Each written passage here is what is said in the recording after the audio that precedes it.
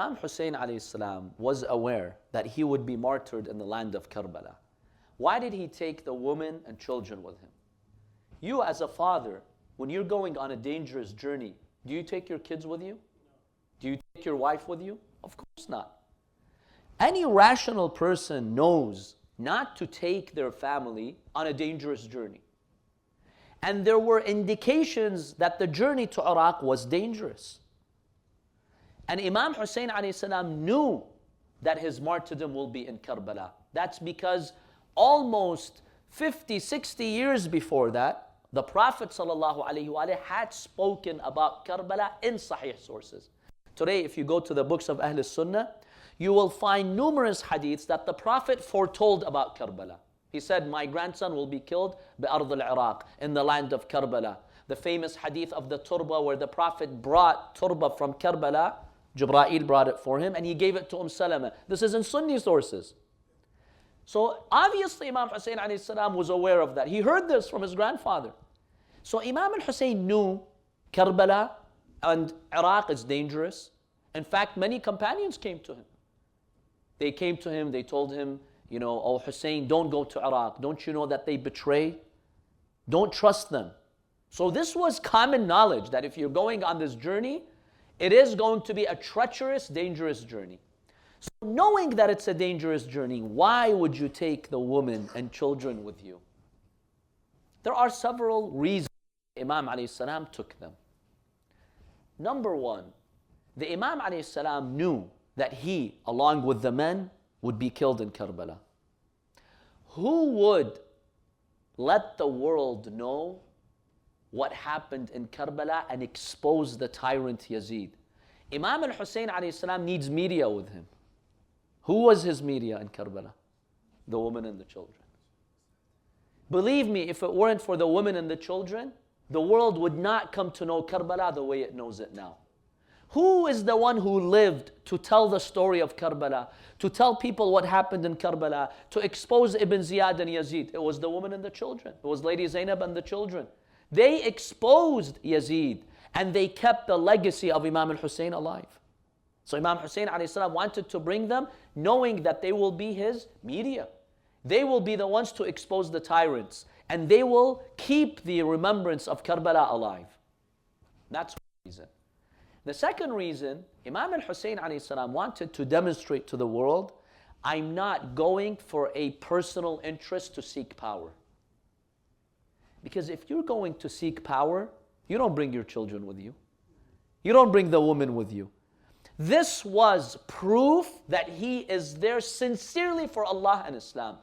When you bring your own children, everyone knows you're not there for power. Because why did you bring women and children with you? This was an effective way to dispel all those misconceptions. I'm not here for dunya, to be a leader, to be a powerful ruler over here. I came here for Islam. I'm sacrificing purely for Islam. That was the most beautiful way to show the world.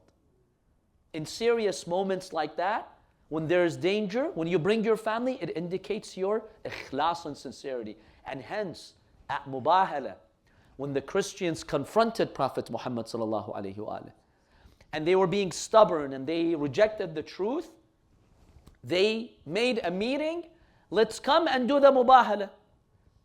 Let's come and invoke the wrath of Allah on the one who's lying. فَنَجْعَلْ لَعْنَةَ اللَّهِ عَلَى الْكَاذِبِينَ. As the Quran states, right? Now when you go there and there is a chance some divine punishment is going to come, there is danger, right? The Christians, they came with their men. On the other side, who came?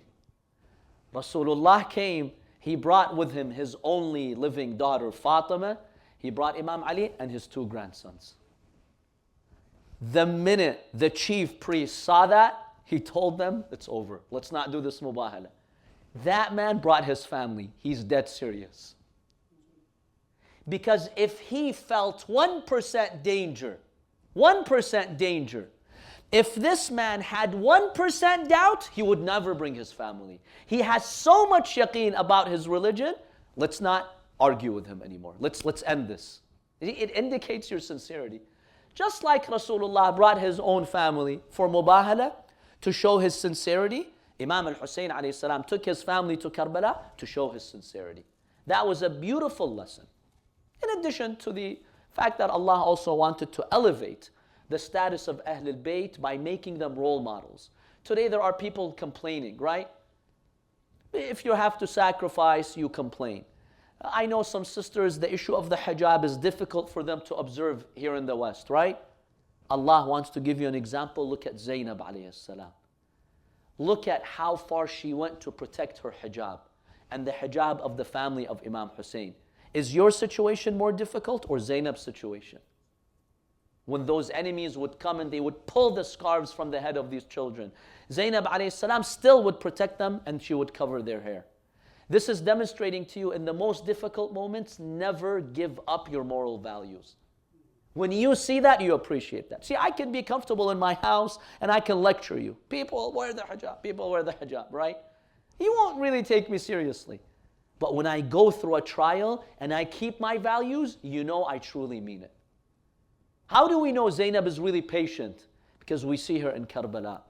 We see her sitting in the presence of Ibn Ziyad and he tells her, كيف رأيت صنع الله بأخيك الحسين? Can you see viciousness more than that? Did you see how Allah killed your brother Hussein? She just lost her brothers. She lost her sons. You say that to a lady? With like stronger than a mountain, she told him, ما رأيت إلا جميلة. I've seen nothing but beauty. Wallah, she detonated something stronger than a nuclear weapon on Ibn Ziyad. Just through that one statement. That's how you know عظمت Zaynab, the greatness of Zaynab. It is through these moments. So for these reasons, Allah subhanahu wa ta'ala, allowed Imam al-Hussain alayhi salam to take his family with him. Salamullahi alayki ya Sayyidati Zaynab. Really, she's a mountain of patience. Just in those moments with Ibn Ziyad, she gives you amazing lessons in life. Ma ra'aytu illa jamila. This is the biggest tragedy in history. But Zaynab sees the beauty of Allah. She sees the beauty of shahada. She sees the beauty of sacrifice. And she has yaqeen in it. Sometimes when I look at what happened in Karbala and I see what Lady Zaynab and the woman went through, sometimes there is only, when I envision the day of judgment and what will happen, sometimes I have just one wish. Sometimes I say to Allah, Ya Allah, on the day of judgment, I don't want anything. I just want you to show me how you compensate Zaynab. That's all. How you compensate those women and children. I just want to see that. I can sit there for light years, for endless years, just look at how you compensated Zaynab. For that patience, for that endurance that she went through. Any person would collapse, but this is Zaynab and she teaches you how to always be connected to Allah subhanahu wa ta'ala.